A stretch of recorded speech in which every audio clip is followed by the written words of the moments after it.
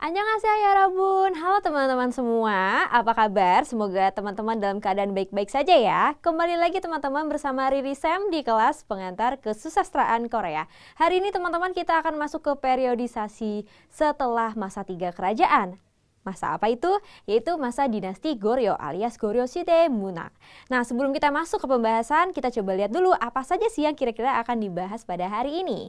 Nah, yang pertama teman-teman akan melihat latar belakang historis dari masa dinasti Goryeo ini. Kemudian teman-teman akan mulai masuk ke bagian sastra, bagaimana sih karakteristik sastra Korea pada masa dinasti Goryeo, dan terakhir kita akan mengulik contoh karya sastra di masa ini.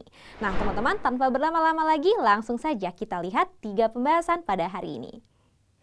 Nah teman-teman, seperti teman-teman ketahui ya, setelah kemarin kita sudah belajar masa 3 kerajaan, ya ada Goguryeo, ada Baekje dan Shilla, kemudian mereka bergabung menjadi Shilla bersatu. Pada akhirnya di periode akhir masa 3 kerajaan, akhirnya mereka sudah selesai periodenya dan terbentuklah kerajaan Goryeo. Nah, teman-teman bisa lihat di peta ya yang ada di layar teman-teman. Nah, ini adalah Goryeo.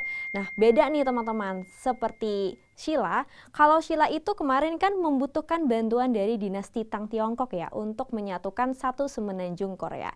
Tapi berbeda dengan Shilla, kalau Goryeo itu menggunakan usahanya sendiri dalam menyatukan satu semenanjung Korea sehingga membentuk kerajaan Goryeo. Nah teman-teman, untuk di Goryeo sendiri, agama Buddha itu makin berkembang dan dijadikan sebagai agama negara alias Gukyo. Jadi semua pegangannya, filosofi dan lain sebagainya, tatanan negara semua berpusat pada Buddhism alias agama Buddha. Dan Konfusianisme masih menjadi ideologi politik di kerajaan ini. Nah teman-teman, apa aja sih yang baru di masa dinasti Goryeo? Nah kalau sebelumnya itu hanya fokus perkembangan Buddha dan lain sebagainya, di masa dinasti Goryeo muncul nih yang namanya Gwago Jedo. Apa sih Gwago Jedo itu? Nah Gwago Jedo itu merupakan tes seperti ujian CPNS ya kalau di Indonesia. Jadi ini adalah ujian pegawai negeri. Kalau teman-teman tahu, semua pejabat pemerintahan gitu ya di masa dinasti Goryeo itu harus melalui tes Gwago Jedo dulu, baru akhirnya mereka bisa mengisi semua lini di pemerintahan di dinasti Goryeo. Nah syaratnya adalah salah satunya mereka harus bisa membaca aksara Cina atau Hanmun. Nah teman-teman, pada perkembangannya pada akhirnya dinasti Goryeo itu akhirnya mengalami yang namanya kudeta militer atau Mushin Jongbyon pada tahun 1170 Masehi. Kenapa? Karena dinasti Goryeo sendiri teman-teman, raja itu banyak sekali dibantu oleh para bangsawan atau Gwijok ya. Dan ternyata keadaan ini tidak disukai oleh militer gitu. Karena sangat berbeda gitu ya, lebih condong ke arah bangsawan semua. Nah pada akhirnya muncullah kudeta militer ini. Nah teman-teman, selain kudeta militer pada abad 12 akhir, dinasti Goryeo mengalami invasi juga nih teman-teman dari Mongolia. Mungkin teman-teman pernah dengar dinasti Genghis Khan. Nah Genghis Khan itu menyebarkan wilayahnya itu sampai ke dinasti Goryeo juga begitu. Sehingga gara-gara 2 kejadian ini Goryeo itu agak melemah gitu ya, krisis di mana-mana. Nah, ketika di masa akhir Goryeo teman-teman, pada akhirnya Raja Gongmin ya, salah satu raja di dinasti Goryeo, pada akhirnya membuat kebijakan reformasi untuk memulihkan kedaulatan dari dinasti Yuan. Jadi saat itu ada dari Tiongkok, dinasti Yuan juga ingin memperluas wilayahnya. Nah, Raja Gongmin membuat kebijakan ini dibantu siapa? Dibantu Shinjin Sadebu. Siapa sih Shinjin Sadebu ini? Nah, Shinjin Sadebu itu merupakan para cendekiawan ya teman-teman. Mereka ini didapat dari hasil ujian pegawai negeri alias Gwago Jedo tadi. Dan mereka ini adalah orang-orang yang mempelajari secara mendalam terkait neo-konfusianisme. Nah, nantinya teman-teman di sastra, Shinjin Sadebu ini sangat memainkan peran yang paling penting dalam sastra masa dinasti Goryeo. Nah itu tadi teman-teman terkait bagaimana sih keadaan masyarakat dan juga sejarah dari dinasti Goryeo itu sendiri. Sekarang teman-teman kita akan masuk ke dalam karakteristik kesusastraan Korea pada masa dinasti Goryeo. Nah teman-teman, sejak masa 3 kerajaan itu kan Hanmun itu makin meningkat ya. Kenapa? Karena kan aksara Cina mulai masuk ke dalam semenanjung Korea. Sama, di dinasti Goryeo itu juga makin dikembangkan Hanmunmunnak ini alias kesusastraan Korea menggunakan aksara Cina. Nah, termasuk apa? Termasuk Hanshi alias puisi yang menggunakan aksara Cina. Jadi ini masih diturunkan dan diwariskan ya teman-teman dari masa 3 kerajaan. Nah, tapi teman-teman yang baru dari dinasti Goryeo adalah dinasti Goryeo berupaya untuk menciptakan bentuk karya sastra yang baru. Nah, nanti seperti apa kita akan lihat. Nah, sebelum masuk ke bentuk barunya seperti apa, kita lihat dulu dari masa 3 kerajaan kan ada Hyangga. Masih ingat teman-teman terkait Hyangga? Betul, jadi Hyangga tuh salah satu bentuk puisi ya dalam masa 3 kerajaan kemarin yang kita sudah bahas. Hyangga ini masih diwariskan teman-teman di dinasti Goryeo, tapi pada akhirnya mengalami kemunduran. Kenapa? Karena Hyangga ini dianggap sudah ciptaannya itu sudah tidak terlalu mengikuti pakem begitu. Jadi akhirnya banyak yang tidak membuat Hyangga dan akhirnya mengalami kemunduran dan akhirnya hilang. Nah, yang baru dari dinasti Goryeo itu apa? Yaitu bentuk puisinya. Jadi Goryeo itu berusaha menciptakan hal baru dalam terkait puisi. Pertama ada Goryeo Sogyo, ada Gyeonggi Chega, dan juga Sijo. Nah, 3 ini akan kita bahas satu persatu. Nah, yang pertama adalah Hanshi. Jadi ini masih diwariskan ya teman-teman dari masa 3 kerajaan. Jadi kalau Hanshi ini teman-teman kan menggunakan aksara Cina dan mayoritas memang dibuat oleh para bangsawan dan juga biksu. Jadi kelas sosial yang atas. Nah, salah satu karya representatifnya adalah Songin, karya Jong Jisang. Nah, karya ini itu menceritakan tentang perpisahan ya teman-teman, dan mulai di karya ini ada majas personifikasi. Jadi di Songin ini personifikasinya adalah Sungai Dedong yang dianggap sebagai air mata perpisahan. Teman-teman bisa lihat ya di gambar di layar teman-teman. Itu merupakan manuskrip dari Songin tadi. Nah, terus teman-teman muncul juga nih puisi apa di dinasti Goryeo, ada Sosashi.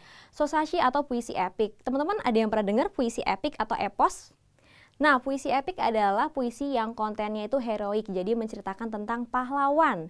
Nah, jadi kenapa sih mulai muncul konten-konten heroik? Karena di zaman dinasti Goryeo itu mulai meningkat nih rasa nasionalisme masyarakat. Kenapa? Karena adanya invasi Mongolia dan juga tadi ada kudeta militer. Makanya nasionalisme masyarakat makin tinggi sehingga terciptalah Sosashi atau puisi epik ini.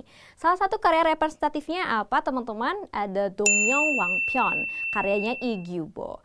Nah, Dongmyeong Wangpyeon itu menceritakan tentang Raja Dongmyeong ya teman-teman, yang katanya itu menciptakan kerajaan Goguryeo gitu. Nah, di situ juga menceritakan tentang kegiatan apa aja sih yang dilakukan oleh Dongmyeong alias Raja Dongmyeong yang berkaitan dengan kepahlawanannya. Nah, yang menciptakan Lee Gyubo ini salah satu penulis representatif juga ya teman-teman di masa dinasti Goryeo.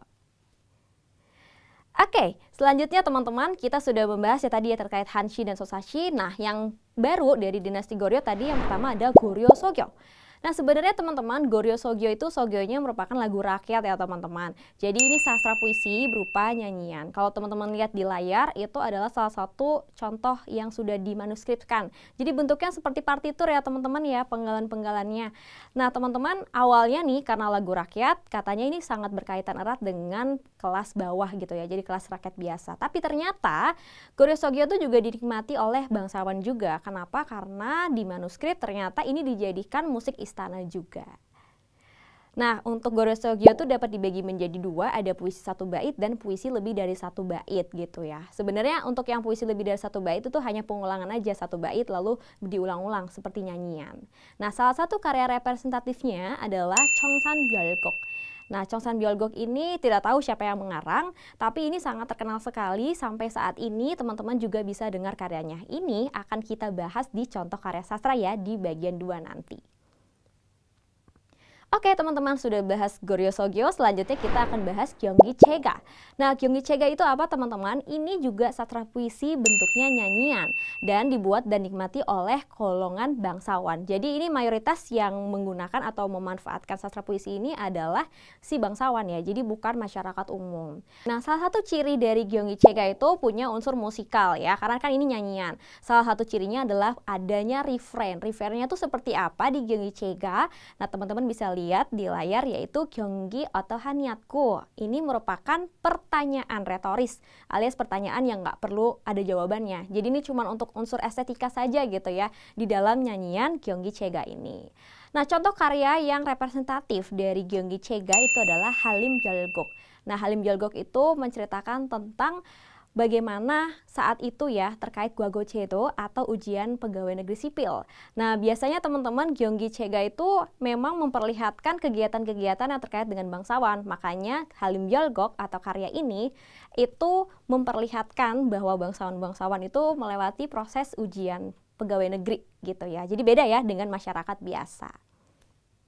Oke, nah yang teman-teman lihat di layar ini merupakan penggalan dari Halim Jalgok itu sendiri. Ini merupakan bait awal. Dan teman-teman bisa lihat di bait-bait terakhirnya itu biasanya ada refrain ya terkait tadi pertanyaan retoris. Makanya disebut Gyeonggi Chaega. Nah, selanjutnya teman-teman yang terbaru dari dinasti Goryeo itu adalah Shijo. Nantinya sebenarnya teman-teman Shijo tuh akan mencapai masa puncak keemasannya di masa Joseon, tapi ini mulai muncul di masa Goryeo. Nah, Shijo itu awalnya dibuat oleh bangsawan ya teman-teman pada akhirnya, tapi juga dibuat oleh masyarakat gitu. Jadi yang menikmati itu secara umum. Nah, ini juga sangat mengutamakan musikalitas. Jadi pada dasarnya 3 sastra puisi dalam dinasti Goryeo itu hampir semuanya adalah nyanyian ya. Lalu contoh karyanya apa saja teman-teman? Ada Danshimga yang paling representatif diciptakan oleh Jung Mongju. Ada Baeksory Jajajin Gore dari Isek. Nah, Isek ini salah satu penulis yang juga representatif sekali ya di dinasti Goryeo. Nah, teman-teman lihat di layar itu adalah penggalan dari Danshimga. Nah, Danshimga ini itu menceritakan tentang gagasan Konfusianisme ya teman-teman terkait loyalitas atau kesetiaan. Jadi kalau teman-teman tahu ya kan memang Konfusianisme di zaman ini itu sangat digunakan ya, digunakan untuk ideologi politik juga. Oke, yang paling terlihat sebenarnya ciri-ciri dari Shijo adalah adanya embo. Nah, embo itu apa? Ini bahasa Korea yang artinya adalah penggalan-penggalan. Jadi di setiap Shijo itu ada yang terdiri dari 4 embo. Contohnya Danshimga. Misalkan ya di baris pertama, Imomi 1 penggal, Jugo-jugo 1 penggal, Ilbekbon 1 penggal, Gocho-jugo 1 penggal. Nah, ini adalah 4 embo. Nah, itu yang mencirikan dari Shijo di zaman dinasti Goryeo. Oke, teman-teman, kita sudah membahas sastra puisi ya teman-teman di zaman dinasti Goryeo. Jadi kita tahu ada Hanshi, kemudian ada Gorosokyo, Gyeonggi Chaega, dan juga Shijo. Nah, kalau dalam bentuk prosa tuh seperti apa ya Sam? Kira-kira kita akan lihat. Nah, untuk di dinasti Goryeo teman-teman, yang paling representatif bentuk prosanya adalah Jeongi dan juga Gajeon. Masih ingat teman-teman Jeongi itu apa? Oke, jadi Jeongi teman-teman, Jeongi di sini ini merupakan kumpulan cerita yang kontennya tuh agak aneh dan ganjil gitu ya. Itu yang kita sudah bahas di masa 3 kerajaan. Jadi kalau di sini lebih ke arah cerita aneh, bukan biografi. Dan juga ada Gajeon. Nah, Gajeon sendiri apa? Jadi kalau Gajeon itu adalah sebuah cerita fiksi gitu ya. Tapi karakter utamanya bentuknya bukan manusia nih, tapi bentuknya benda-benda. Misalkan yang teman-teman lihat di layar itu bentuknya koin, atau bentuknya misalkan sul atau alkohol, atau bentuknya bunga, atau benda-benda lain gitu ya. Jadi karakter utamanya bukan berupa manusia, namun berupa benda-benda mati. Nah, kita lihat dulu dari Jeongi. Untuk Jeongi sendiri teman-teman sama seperti masa 3 kerajaan itu dikumpulkan ke dalam satu buku bernama Suijeon. Kalau yang sebelumnya ditulis oleh Choi Chi-won ya di zaman masa 3 kerajaan, untuk Suijeon di zaman dinasti Goryeo itu ditulis oleh Park In-young dan juga Kim Chong-myung. Nah, tadi ya, Gajeon sendiri berdasarkan objek ya teman-teman, bukan manusia. Dan yang paling representatif salah satunya adalah Gongbangjeon, karya Im Chun. Ya, yang menceritakan tentang koin gitu ya, ketika dia jadi karakter utama dan bagaimana manusia itu melihat koin gitu ya, sebagai entah bermanfaat atau malah membawa malapetaka. Nah, teman-teman, prosa yang representatif hanya tadi ya, Gajeon dan juga Jeongi. Gimana untuk Geokmunnak atau sastra drama? Nah, kebetulan teman-teman di dinasti Goryeo sendiri dalam catatan sejarah itu tidak ditemukan terkait dengan geok atau teater atau drama. Jadi beda ya dengan masa 3 kerajaan. Nantinya teman-teman geok sendiri akan muncul lagi di zaman Joseon atau setelah dinasti Goryeo. Nah, itu tadi teman-teman sudah mempelajari terkait bagaimana sih latar belakang historis dinasti Goryeo, dan yang terakhir teman-teman sudah melihat terkait dengan ciri-ciri atau karakteristik kesusastraan Korea zaman dinasti Goryeo. Nah, selanjutnya teman-teman nanti akan melihat contoh karya sastra dari masa dinasti Goryeo.